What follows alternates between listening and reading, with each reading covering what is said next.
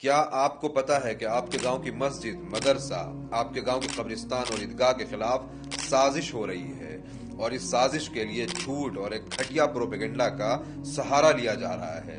हमने ये खूब सुना है कि इंडिया में वक्फ बोर्ड डिफेंस और रेलवे के बाद सबसे ज्यादा लैंड ओन करती है, जो कि 9,40,000 एकड़ जमीन है। कंट्री का तीसरा सबसे बड़ा जमीन का मालिक। रेलवे और सेना के बाद सबसे ज्यादा उसने जमीनों पे कब्जा कर लिया। इंडियन डिफेंस और इंडियन रेलवेज के पास थर्ड लार्जेस्ट प्रॉपर्टी होल्डर है वक्फ board. The country's third largest landowner after the Indian Railways and also after our armed forces. सेना और रेलवे के बाद भारत में सबसे ज्यादा अगर जमीन किसी के पास है तो वो वक्फ बोर्ड है।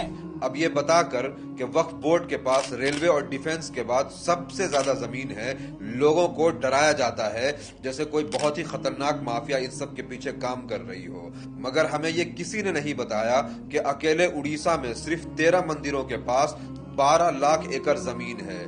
मतलब वक्फ का पूरे इंडिया में जितनी जमीन है उससे 40% ज्यादा अकेले उड़ीसा के 13 मंदिरों के पास जमीन है। और आगे देखिए, तमिलनाडु के मंदिरों के पास 4,78,000 एकड़ जमीन, आंध्र प्रदेश के पास 4 लाख एकड़ जमीन और तेलंगाना के मंदिरों के पास 87,000 एकड़ जमीन है। मतलब अगर उड़ीसा को हटा भी दें तो देश के सिर्फ 3 स्टेट के मंदिरों के पास वक्फ बोर्ड से ज्यादा जमीन है, जबकि 3 स्टेट के बाद अभी 25 स्टेट और 8 यूनियन टेरिटरीज का कैलकुलेशन बाकी है।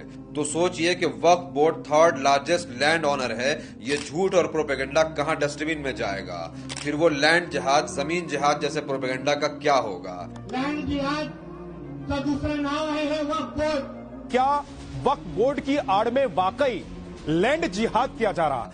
असल में ये लोग इस झूठ और फ्रेब के जरिए मेजॉरिटी कम्युनिटी को डराना चाहते हैं और फिर वक्फ अमेंडमेंट एक्ट के लिए नैरेटिव बना करके मुसलमानों के मस्जिद और मदरसों को, ईदगाह और कब्रिस्तान के जमीनों को सीज करना चाहते हैं। इसीलिए ऐसी इंफॉर्मेशन को फैलाइए, लोगों को अवेयर करिए।